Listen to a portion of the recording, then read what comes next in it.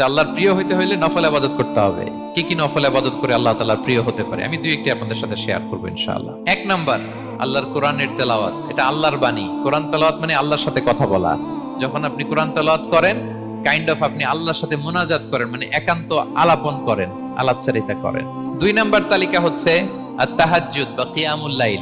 দুই রাকাত করে মাঝরাতে যে সালাতটা বিষ্ণু ইসা ইসলাম পড়তেন, এটাকে বলে কিয়ামুল লাইল বা তাহাজ্জুদ। তিন নাম্বার মাধ্যম হচ্ছে বেশি বেশি আল্লাহ তাআলার কাছে চাওয়া, মানে আদ-দুআ, দোয়া করা। বিষ্ণু ইসা ইসলাম বলে